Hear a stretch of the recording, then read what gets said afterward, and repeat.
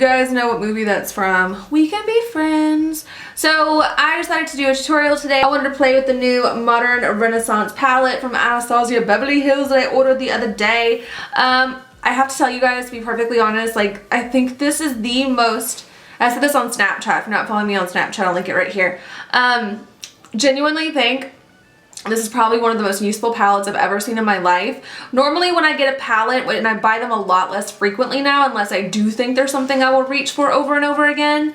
Normally when I get them, I will like kind of have a few shades in there that I think are pretty, and maybe I'll pull for it once in a while if I have a very specific look in mind for something inside the palette. But honestly, this is a really good palette to have in general, really good to travel with. And you guys already know, like, these magenta, maroon, raspberry shades, I've told you guys a million times my favorite colors to work with are raspberry, maroon, red colors. Like, oh, they're my favorite. So I think this palette is genius. There's a really good assortment of mattes in here, and there are a couple of shimmers, but not so many that they completely overtake the palette, which is a huge mistake that I think that most companies make, is just overpowering every palette with a crap ton of shimmer. I believe it's because, and I heard this somewhere, I don't know if it's true, I believe it's because shimmer eyeshadows and shimmer products are a little bit easier and cheaper to manufacture as opposed to really good quality matte. So you learn something new every day. I don't know. Anyway, I hope you guys enjoyed the tutorial. I hope you guys enjoy this palette if you get it. It's stunning.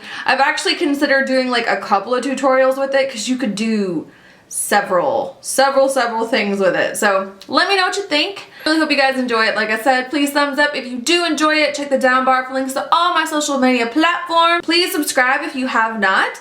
And I will catch you in the next one. I hope you're having an absolutely fabulous day. Bye. Alright guys, my eyes are already primed. I used MAC Painterly Paint Pot, and I am going to set it as always with the RCMA No Color Powder.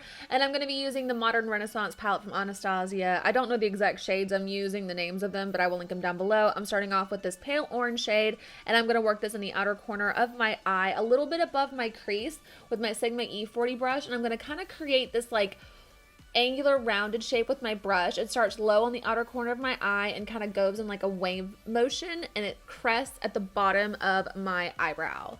But I'm just going to build this up to the intensity that I want, taking my time to make sure it's nice and saturated. I say in every video, make sure your transition color is nice and blended.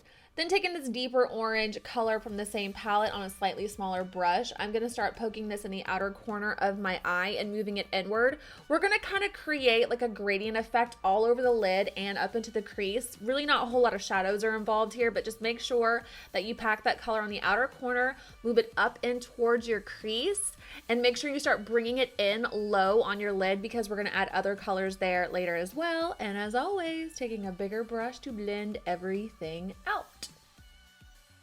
Then taking this gorgeous raspberry shade called Love Letter, which is definitely the star of the show as far as I'm concerned, on a little bit of a smaller brush, I'm going to start packing this on the outer corner as well. You can tell that I am keeping this lower than the two orange shades that I went in with, but I am also going to really work this color in on my lid. You don't need to take it all the way necessarily to the tear duct, and we are going to pat some more of this color on top of the lid later on to build it up the way we want, but you just want to make sure that right below those orange shades in the middle of your crease, this is nice and pigmented and saturated. I even went in with the same color on a smaller brush just to build the intensity up a little bit more. Just another example of how the size of your brush can dictate the intensity and saturation of color. And as always, we are going to go in and blend out the edges. Every time we add a darker color to this look, we will blend it out with a softer brush. And then I kind of took the same smaller brush and just kind of brought the outer corner of the eye upwards a little bit. I wanted this to be very angular. Then I'm going in with this brown shade on an even smaller brush on the outer corner just to kind of add a little bit of contrast. I will go in and put some black on top of it later, but I really didn't know what I was going to do with this look, so I'm kind of playing it by ear. Anyway, yeah, so patting more of that Love Letter all over the lid. I was kind of going back and forth with patting on the lid and building up the outer corner, but feel free to adjust however you see fit. Then taking any black eyeshadow you have on the smallest brush that you have, poke this in the outer corner. I mean, if you want to. This is just going to build up some contrast and depth in the outer corner, which gives a more elongated cat eye appearance. The more your colors are saturated on the outer part of your eye, the more elongated your eye will look. But as I said before, I'm just patting more of that love letter all over the lid. This is like my lid color, and I will blend a color on the tear duct. This is a pretty pink icy shade. I just patted it all over the lid, saturating it mostly on the tear duct and blending it outwards. And then I took a fluffy brush just to kind of feather them into each other. Next on to liner. Nothing crazy here with the liner. I didn't do a wing or anything. I kind of felt like the extreme cat eye shape we created was going to do enough. But I did make my eyeliner a little bit on the thicker side. Not that you can tell we're completely out of focus, because I wanted to kind of have like an Arabic inspired look. For lashes, I did the Vegas Nay and Eylure Grand Glamour. They're some of my favorites. And then I just took that shimmery color and put it right underneath the brow bone just to give a bit of a highlight. For primer, I started off with the Too Faced Hangover RX all over the skin for some hydration.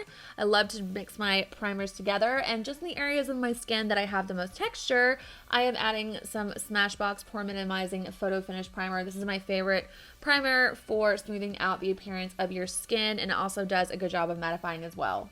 For foundation, I'm using Too Faced Born This Way. I've been using this foundation for, I don't know, I think I bought it for the first time around January. I'm taking this on my Sigma 3D Kabuki brush. It's my favorite foundation brush. What I really like about this foundation is it's pigmented, lightweight, blendable, doesn't get cakey, doesn't get creasy. It's beautiful, but I do always hit my complexion with a beauty blender sponge of some sort to absorb excess product. Next, taking the Urban Decay Naked Skin Concealer, I'm creating a really lifted appearance with my makeup. Today, you can tell I'm going in a very clear upward triangle motion. Where you put your concealer and your highlighter is where your planes of your face are going to be more prominent. This gives a really chiseled cheek look. If you're into that kind of thing, this is a good way to achieve it. But I always put concealer underneath my eyes, bridge of my nose, cupid's bow, and chin, and a little bit on the center of my forehead. You can skip this step if you want to, but honestly, I think that these are the best places to highlight your face to bring the center of it forward, give you a lot of light and dimension to the face. Every time I lay down a concealer or any kind of cream product for the most part of my face, I will hit it with a beauty blender. I've been getting a lot of questions about this thing lately. If you use a beauty blender for liquid products and you want the beauty blender to blend it out, shear it out, and make it nice and soft on your skin, you do want it to be wet. I do use dry beauty blenders for when I bake my makeup, but I would never use a dry one to blend out wet products. Speaking of baking, off camera I applied it, my baking powder, which is the Mercier, and then I'm just going to dust it off. I didn't see a point in showing me applying the baking powder because I do it in every video, and I figured this way it'd be a little bit quicker.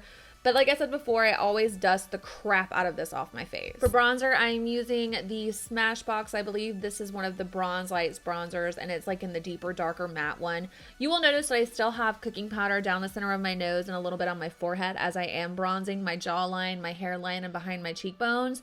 I do this because I would way rather kind of reverse contour my nose if I'm going to bother doing it at all, meaning like I'm just bringing a lot more light to the thinnest part of my nose, which is down the center. That way I don't have to go to hamburgers with a lot of darkness around the area. It's just a little bit of an easier way to do it. But for now, I'm just not contouring, I'm just bronzing up the backs of my cheeks. I use a smaller brush to bronze up the backs of my cheeks than the big fluffy one, so I'm not bringing the dark too far down along the sides of my face. But this is the clip of me kind of taking a little bit of a light contour powder. It's from the IT Cosmetics contour palette. And just running it around the sides and the very tip, and then I will dust off the cooking powder. This, like I said, just prevents me from having to add too much darkness around the side of my nose, which can look really unnatural. Then I'm taking the medium contour shade from the, sorry it's so dirty, from the IT Cosmetics contour palette on an Ita brush from NARS, and I'm just lightly contouring the very back hollows of my cheeks, starting at the very top of my earlobe and angling it downward. You don't want to go straight, you definitely want to create an angle to get a lifted appearance. And then I will cook the underside of my contour. I do this to help my makeup last for a long time and to bring more light to it. You do not have to do this step, but typically when I'm going to do a full face of makeup, I'm going to do a full face of makeup. Now moving on to the lower lash line, I'm starting out with the kind of warmer, deeper orange color on a smaller brush from inner corner of my lash line to outer corner, and I will go in with a fluffier brush just to really soften up the edges of this. When you're using like a darker color, not even necessarily a darker color, but a more vibrant color that's not along the sides of a traditional neutral, you really want to take your time buffing your colors out underneath the eye. That way it looks a little bit more natural, air bunnies, and a little bit softer, and like it blends a little bit better into your skin. Then I'm going to take that Love Letter color on an even smaller brush, and I'm going to run it from inner corner to outer corner. The lower lash line gets kind of repetitive with me, you guys. I think if you've been watching me for a while, you know that. But I just really like to use it to bring some of that color down, and I really like to use it to open up my eyes. And then I'm taking that brown color on a liner brush just to kind of push it even closer to my lash line, just to add even more depth and dimension to the outer corners. And then I'm going to take a black eyeliner from Urban Decay. And I'm going to line my waterline with it. You don't have to do this if you don't want to, but I wanted this to be really smoky. And then I'm just going to take a angled brush with some black shadow on it to kind of smudge it out and add a little bit more drama underneath the very bottom of my lash line. Like I said, I wanted this to be really, really smoky, and the contrast of like the warm tones and the black I think looks really cool. And as always, I'm going to mascara my bottom lashes, also optional. After I'm done with that, I will dust off all of my cooking powder that has been settling underneath my contour whilst I did my bottom lash line. And I'm going to take this Sigma Aura powder in the color Core de Rosa, which is a beautiful, beautiful springtime matte, corally peachy, perfect color all over the apples of my cheeks with a fluffy brush. Then I'm going to take the Anastasia highlighter kit with, I can't remember, I think this color is called Dripping in Gold. I put this all over the high points of my cheeks as my highlighter. It's not picking up on camera how good it looks in person, like don't get me wrong. I'm very impressed with this highlighting kit. I really did not think I was going to like it as much as I do.